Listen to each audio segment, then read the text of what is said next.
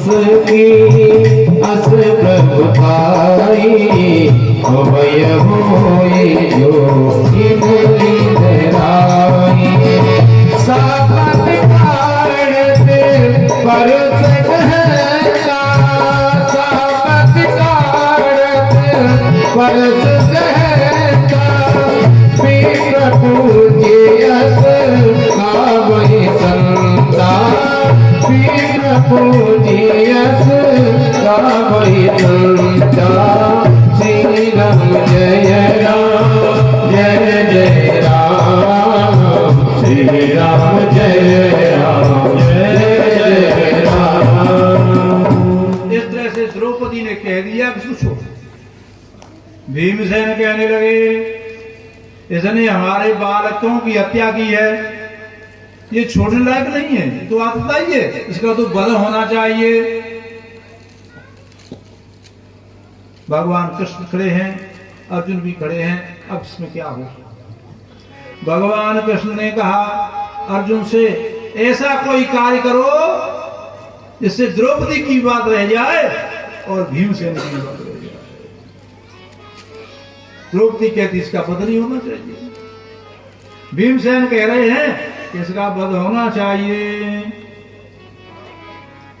और आज इस तरह से जब बात रखी गई तो अर्जुन ने क्या किया, अर्जुन ने विचार किया कि ब्राह्मण का अपमान कर दो, ब्राह्मण का अपमान ही मृत्यु के बराबर होता है, ये शास्त्र वचन है। तो उन्होंने अश्वत्थामा का सिर मुड़वा दिया, अपमान कर दिया। और अश्वत्थामा के सिर में मस्तिष्क में एक मणि थी, उस मणि को निकाल लिया और इस निष्प्रभाव करके उसको छोड़ दिया। बोलिए वृंदावन बिहारी लाल की जय हो, बोलिए शंकर भगवान की जय हो। इसके बाद में महाराज अश्वत्थामा अपमान तो चला गया। उसके बाद पुनः इसने ब्रह्मास्त्र का संधान किया। उत्तरा के गर्भ को नष्ट करने के लिए वह ब्रह्मास्त्र उत्तरा के गर्भ में प्रवेश जब कर रहा था तो उत्तरा ने प्रार्थना की। जब प्रार्थना की तो भगवान उसके अंदर प्रवेश कर गए, चतुर रूप धारण कर लिया, शंख चक्र गदा पद्म लिए हुए भगवान उस गर्भ की चारों तरफ परिक्रमा करने लगे और ब्रह्मास्त्र से उस शिशु की रक्षा कर दी। बोलिए वृंदावन बिहारी लाल की जय, बोलिए शंकर भगवान की जय। और इस तरह से भगवान ने उस गर्भ की रक्षा कर दी। उसके बाद में पांडवों का राज स्थापित हुआ। इसके बाद में भगवान कृष्ण ने विचार किया कि मेरा एक भक्त सरसैया पर पड़ा हुआ है, मुझे उसके पास जाना चाहिए, क्योंकि मैं उसको वचन दे चुका हूं। अब समझ लीजिए क्या वचन दिया था भगवान ने। महाराज जब युद्ध चल रहा था, युद्ध चलते समय दुर्योधन ने उड़ाना दिया भीष्म को कि तुम तो पांडवों की बात मानते हो, युद्ध मेरी तरफ से करते हो, मन तुम्हारा उधर है। बड़ा क्रोध आया भीष्म को, अपनी प्रतिज्ञा से बने थे तो एक काम करना, आज आधी रात को तुम अपनी पत्नी को मेरे पास भेज देना, मैं उसे आशीर्वाद दे दूंगा। ये खबर कृष्ण को लग गई। जैसे कृष्ण को ये खबर लगी तो वे द्रौपदी के पास पहुंच गए। कहा द्रौपदी आधी रात को बाबा के पास चलना है। भगवान कृष्ण द्रौपदी को लेकर के शिविर में पहुंच गए और द्रौपदी प्रवेश पहले कर गई, उसके आने से पहले। जैसे इन्होंने अपने समाधि को भंग किया, द्रौपदी ने पैर छू लिए, आशीर्वाद दे दिया, अखंड सौभाग्यवती भव। द्रौपदी ने कहा बाबा आपकी कृपा होगी, आपकी कृपा है तो निश्चित ही मैं सौभाग्यवती बनी रहूंगी। आवाज को सुना, अरे ये तो द्रौपदी है। भीष्म ने पूछा, द्रौपदी तुम यहाँ कैसे आ गई? मैंने तो कोई सूचना नहीं भेजी, तुम कौन लेके आया? उन्होंने कहा वो कृष्ण के साथ में आई। उन्होंने कहा नटवर नागर नन्ना वो कहाँ है? बुलाओ उसे जल्दी मेरे सामने। द्रौपदी गई, लेके आई। भीष्म ने प्रार्थना की वहां पर कि आप जो आज आए हैं द्रौपदी को लेकर के, मेरा बड़ा सौभाग्य है, लेकिन मुझे एक वरदान दे दो। जिस समय अपने में प्राण त्याग करूं उस समय आप मेरे सामने खड़े हो, ऐसी स्थिति में अपना प्राण त्याग करूं, ऐसा मुझे वरदान दे दो। आज कृष्ण ने सोचा वो समय आ गया है, पांडवों को सबको साथ में ले लिया और पांडवों को साथ में लेकर के जहां पर उनकी सरसैया थी वहां पर महाराज जी पहुंच गए। जब पहुंच गए हैं, पांडव खड़े हैं, कृष्ण भगवान भी खड़े हैं। उन्होंने नेत्र खोले, सबका प्रणाम स्वीकार किया। प्रणाम स्वीकार किया, उसके बाद में सबसे कुशल क्षेम पूछी। कुशल क्षेम पूछने के बाद में भगवान कृष्ण ने युधिष्ठिर से कहा, राजनीतिक बातें, राज्य कैसे चलाओगे, बाबा से सीख लो। अनेक तरह की चर्चा हुई, बड़े धर्म की बातें वो कह रहे थे। तभी जो है द्रौपदी मुस्कुरा गई, और द्रौपदी जब मुस्कुराई पिता में समझ गए क्यों मुस्कुराई। बेटी में समझना है तू क्यों मुस्कुराई। द्रौपदी को याद आ रहा था वो दृश्य जब इसका चीर खींचा जा रहा था। पिता में भीष्म बैठे थे, द्रोणाचार्य बैठे थे, सब बैठे थे, कोई भी उसकी रक्षा नहीं कर रहा था। तब उसने प्रार्थना की थी भगवान कृष्ण, कहां जा छुपे हो प्यारे कन्हैया, यहाँ लाज मेरी टूटी जा रही है।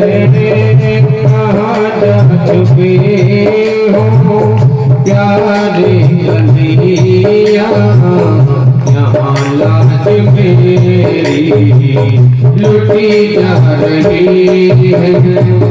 दुशासन के हाथों से तेरी द्रौपदी की, दुशासन के हाथों से तेरी द्रौपदी की, सभा बीच साड़ी खींची जा रही है। सभा बीच साड़ी खींची जा रही है।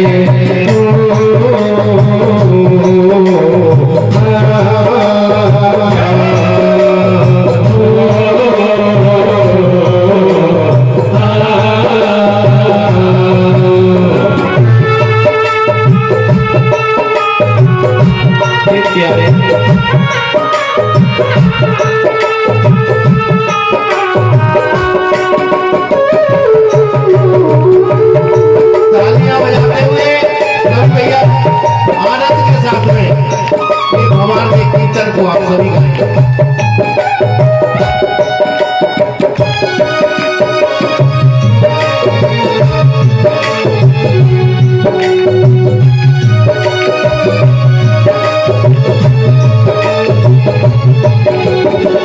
जिन्होंने कभी मेरी सूरत न देखी, जिन्होंने कभी मेरी सूरत न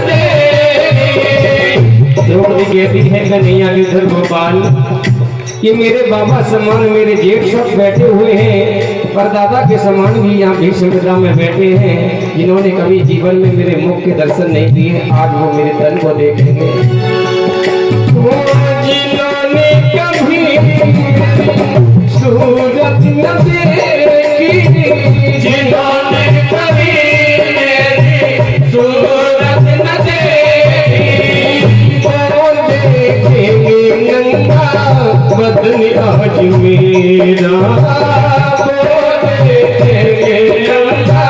बदन आज मेरा जुआ में पति मेरे हारे बाजी जुआ में पति मेरे हारे बाजी महलों की रानी लुटी जा रही है महलों की रानी लुटी जा रही है।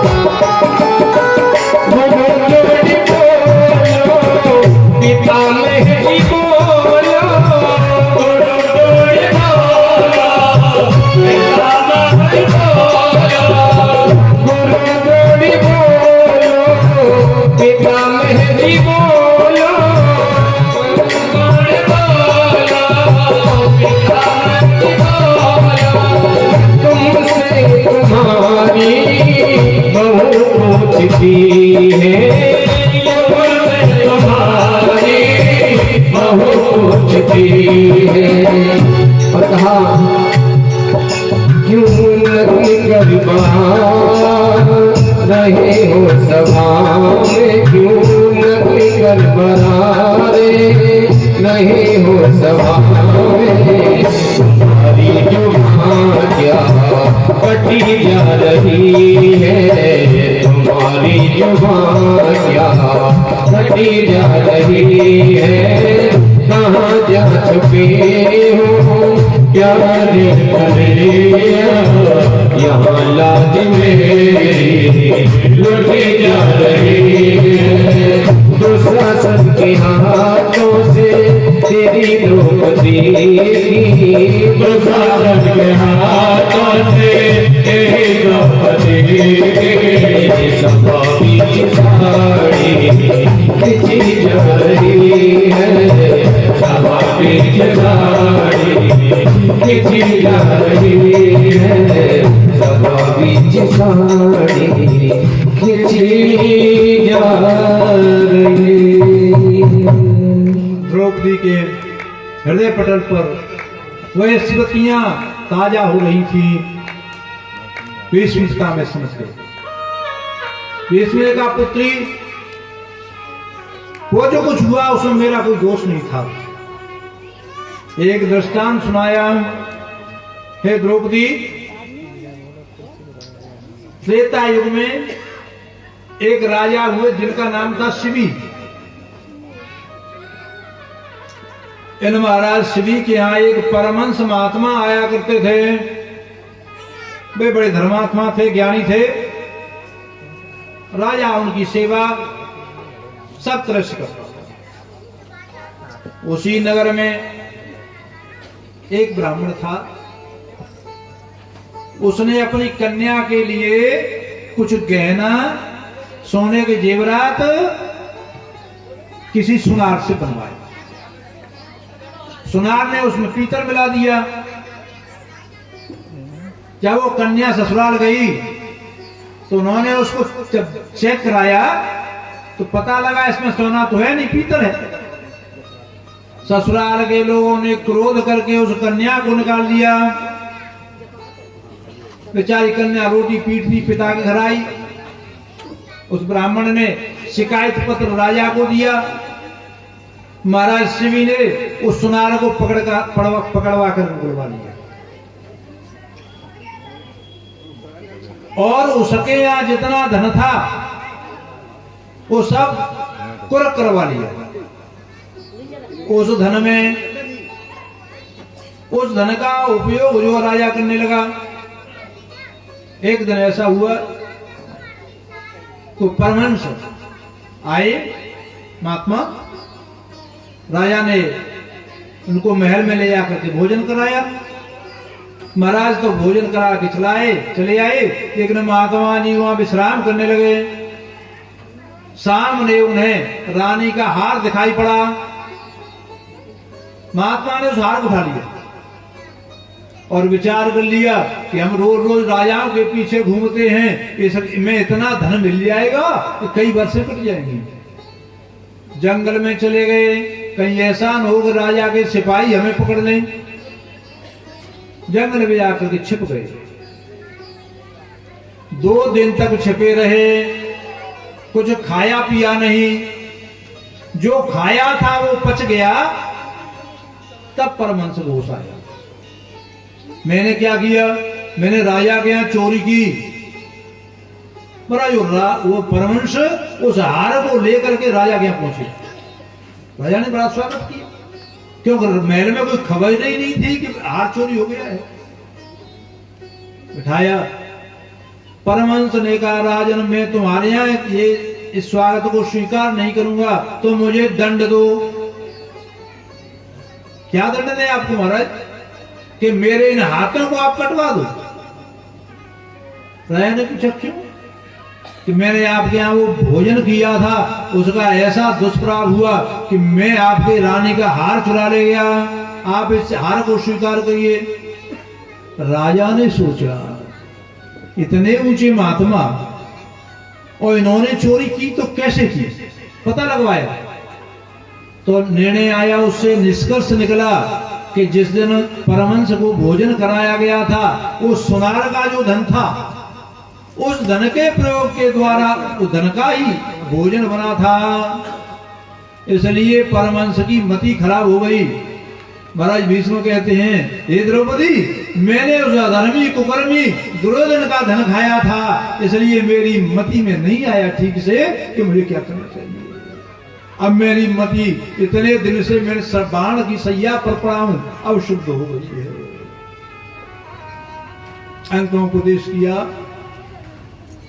दुष्ट को कि जीवन चाहे तो जीवन की रक्षा करे, और जति बने चाहे तो इंद्र को दमन करे। ज्ञानी बने चाहे तो अभिमान को दूर करे, और ध्यानी बने चाहे तो धर्म को बढ़ाओ रे। नाचे चाहे,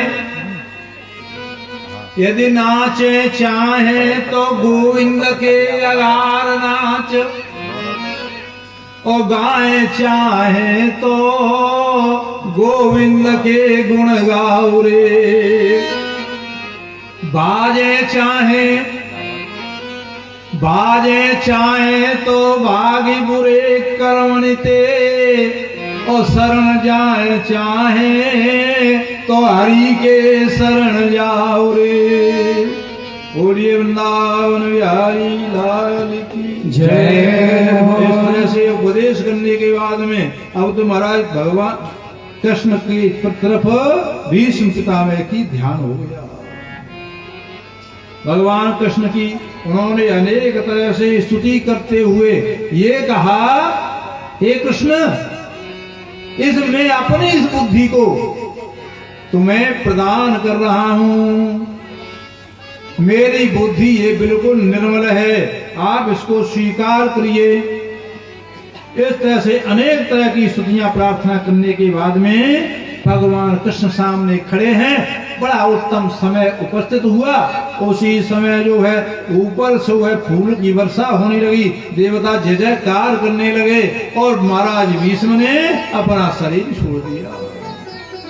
बोलिए वृंदावन बिहारी लाल की जय। इस तरह से महाराज भीष्म पितामह जो है स्वर्गलोक को प्राप्त हुए। अब भीष्म की इस कथा को अब दूसरी तरह से और समझ लीजिए। भीष्म क्या है? भीष्म का अर्थ होता है भयंकर, और भयंकर क्या है? ये मन है, यही भयंकर है।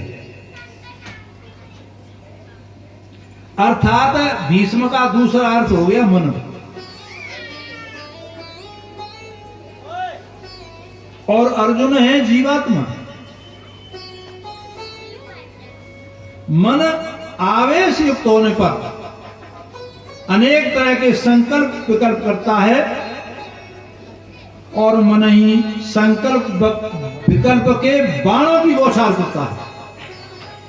और जीव रूपी अर्जुन है, ये घायल होता है, मूर्छित हो जाता है। जब ईश्वर मन को मारने लगते हैं तभी वह अंकुशित होता है। ये मन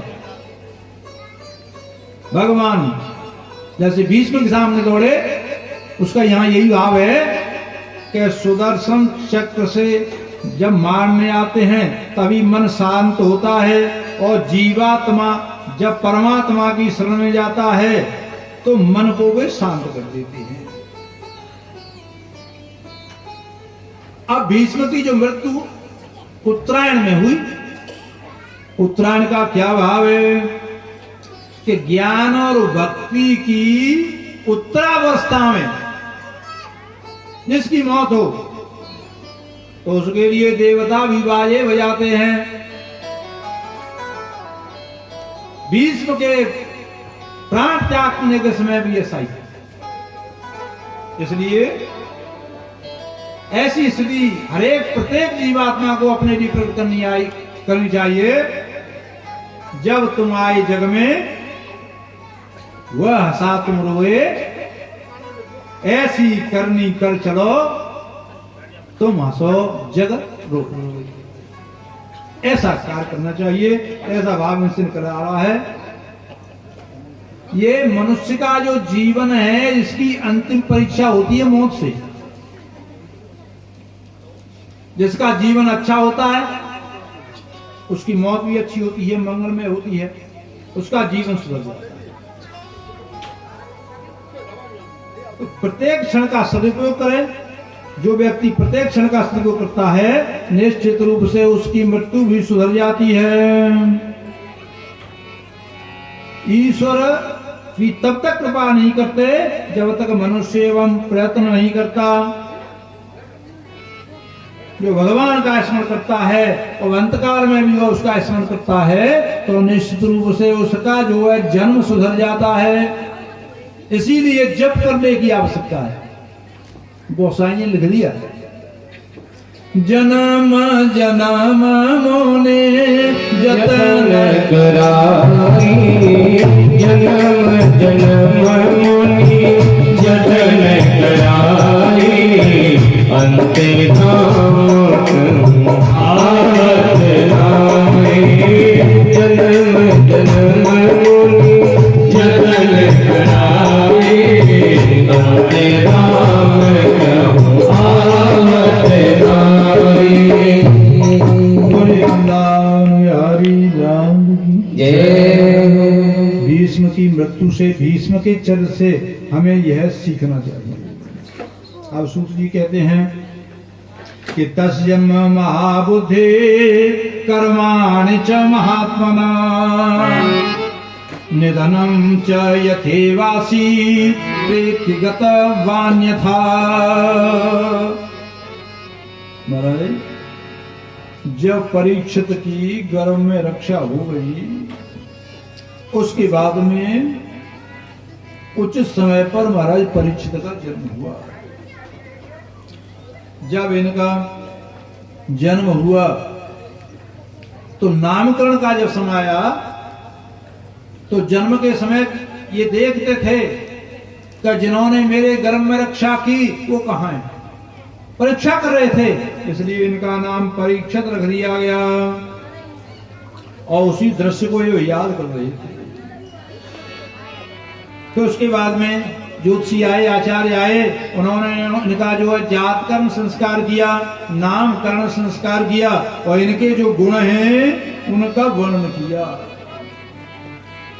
उसके बाद कुछ समय के बाद महाराज ये पांडव परीक्षित को राज्य दे करके हस्तिनापुर से, हस्तिनापुर प्रधान हिमालय की तरफ चले गए।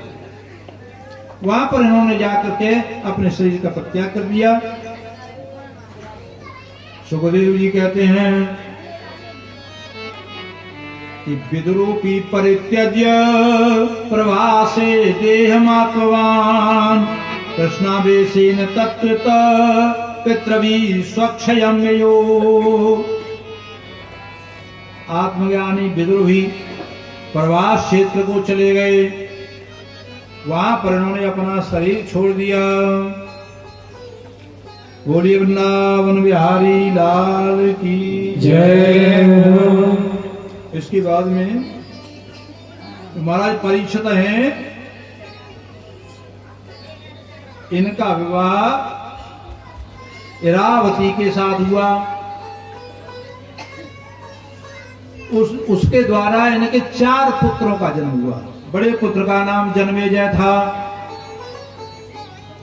ब्राह्मणों को अनेक प्रकार की दक्षिणा दे करके इन्होंने 3 अश्वमेध किए।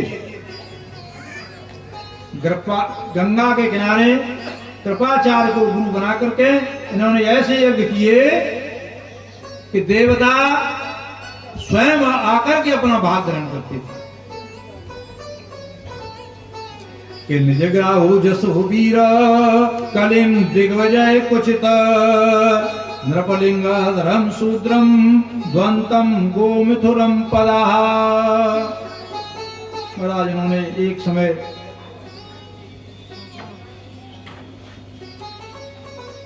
राजाओं का आशा भेद धारण किए।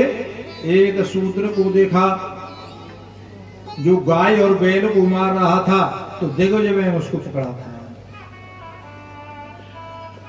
प्रश्न कर दिया, महाराज ये क्यों मार रहा था, इसका कारण क्या था। सूची कहते हैं एक बार ये राजा विजय करने की तैयारी में गया।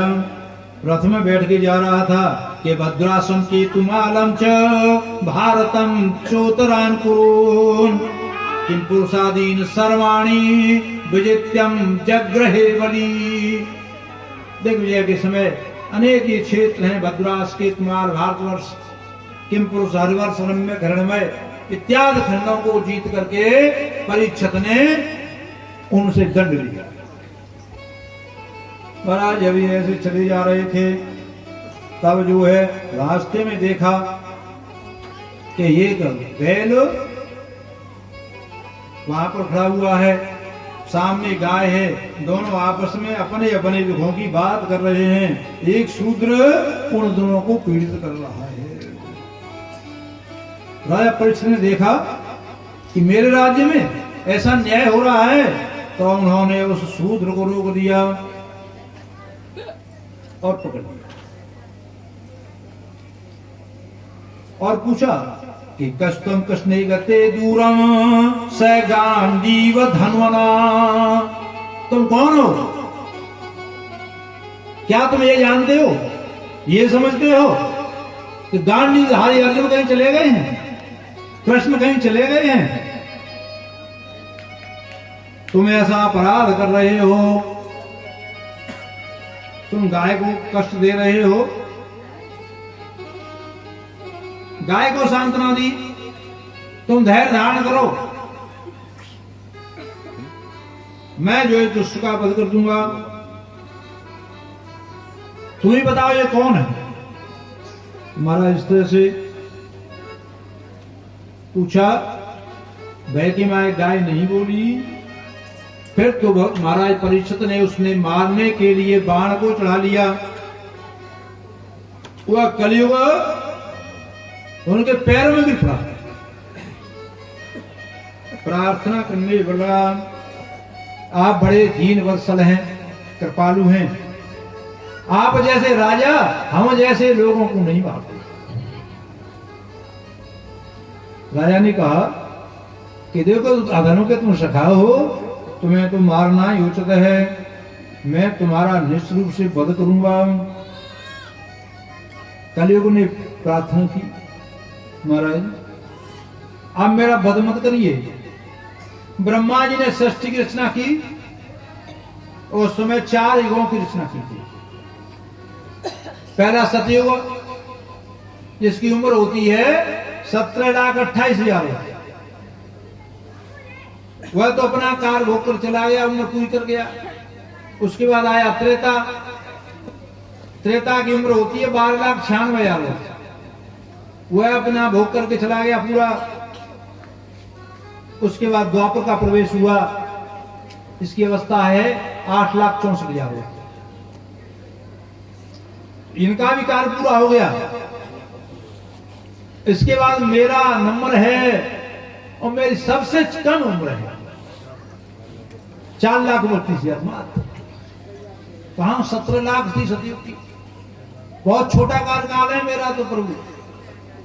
आप जो विधि के विधान को मत मिटाइए, मैं आपके आदेश का पालन करूंगा। आप मुझे आदेश दे दीजिए। महाराज परीक्षित ने कहा कि तुम मेरे राज्य से निकल जाओ। कली को बोला कि जहां जाऊं मैं वहीं पर तो तुम्हारा राज्य है, कोई ऐसा स्थान नहीं जहां तुम्हारा राज्य न हो, तो फिर मैं कहां जाऊं? तो फिर क्या चाहते हो कि मुझे कुछ स्थान दे दो। गुरु जी कहते हैं अभ्यस्त तस्मयी स्थानानि कलय ददो और द्यूतम पानम श्रियस्युना यत्ता धर्म चतुर्विध। और 4 स्थान दिए उन्होंने।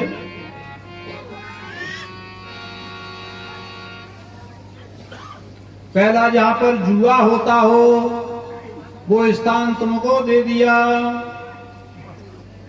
जहां पर शराब बिकती हो वो स्थान दे दिया। जहां पर वेश्या रहती हो वह भी स्थान तुम्हें दे दिया। और चौथा स्थान दे दिया जहां पर जीव हिंसा होती है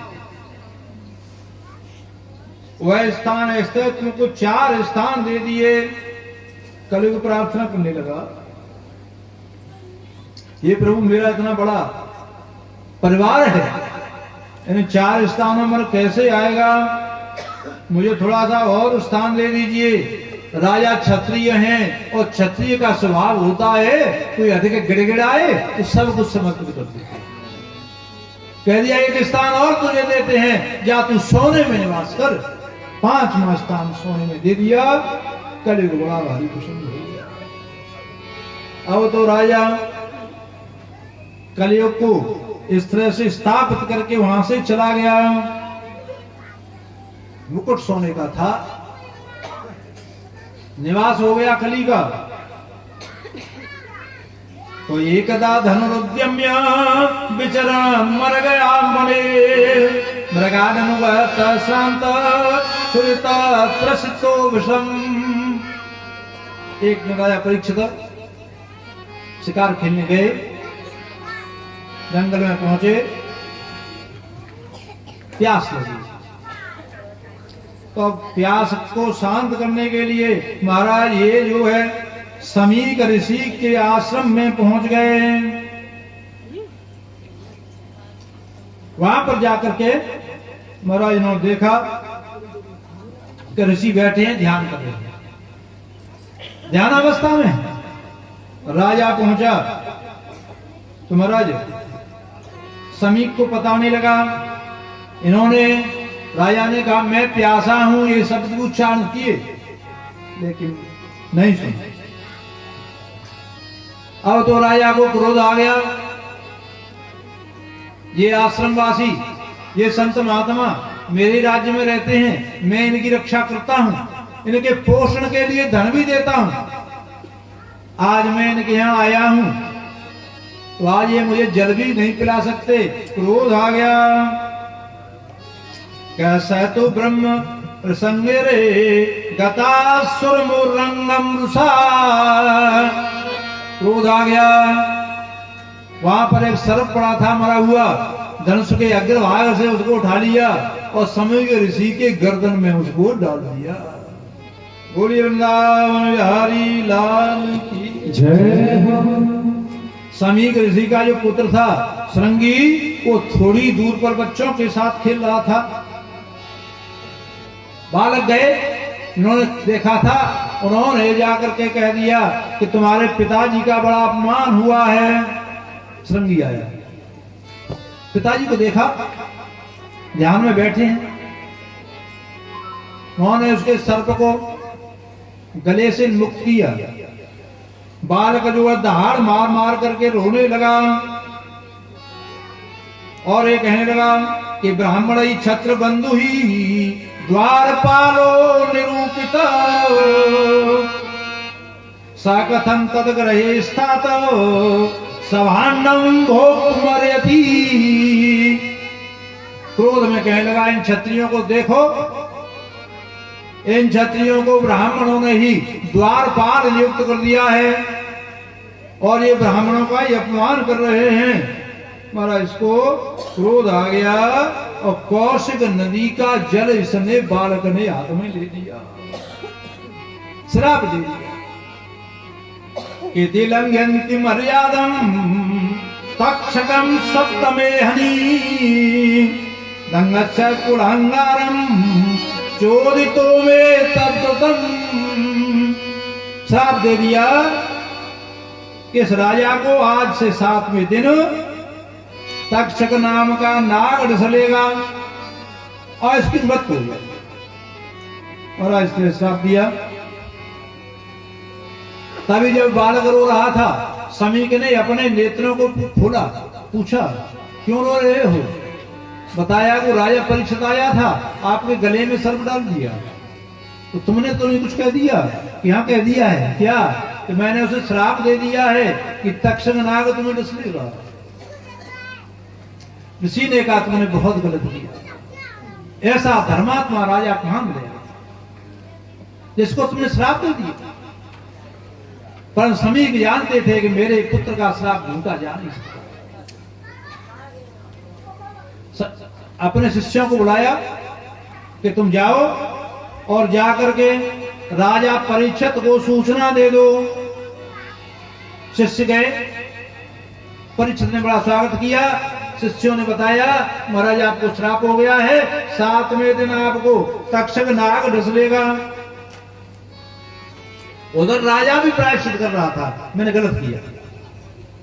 जब ये समाचार प्राप्त हुआ तो महाराज परीक्षित ने अपने पुत्र को राज्य दिया और राज्य दे करके विचार कर लिया मैं गंगा के किनारे जाऊंगा, वही कोई समाधान होगा। राज्य के गंगा के किनारे आ गया राजा परीक्षित। जब गंगा पर महाराज परीक्षित पहुंचे हैं तब तो वहां पर राजा परीक्षित के आने की खबर सुनकर के अनेक अनेक संत महात्मा वहां पर आने लगे और सब जो है वहां पर बैठ गए। राजा परीक्षित ने प्रश्न किया कि ततश्च पक्षियामिमं विपक्षे विसंविप्रया। हे ब्राह्मणों, आलक्षलिंगो नीलाभ तुष्टो। हे ब्राह्मणों, इसकी मृत्यु सन्निकट आ गई हो, उसको क्या करना चाहिए? उसके लिए क्या कर्म जो उचित बताया गया है? सब महात्मा, बहुत महात्मा बैठे हैं, सबके सामने प्रश्न चल रहा था। किसी ने कहा तपस्या करो, किसी ने कहा भगवान का ध्यान करो, किसी ने कहा यज्ञ प्रारंभ कर दो। अपने अपने मत से जितने वहां पर महात्मा आए थे सब कहने लगे। उसी समय महाराज एक ध्वनि आने लगी, हरि शरणम हरि शरणम हरि शरणम हरि शरणम हरि शरणम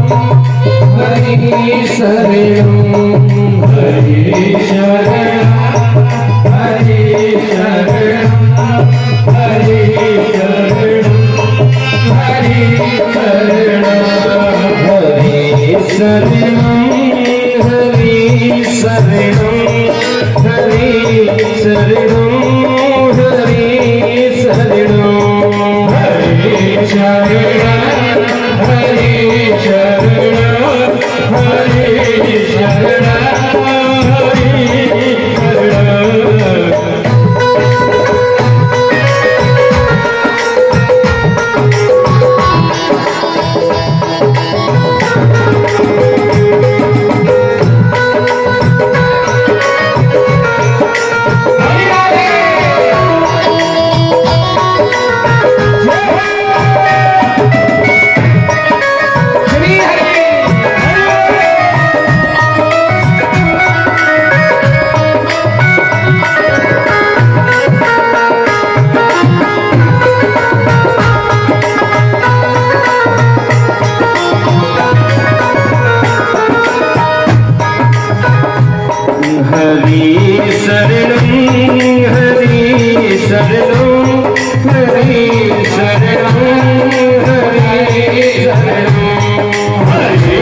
शरणं हरे शरणं हरे शरणं हरे शरणं हरे शरणं हरे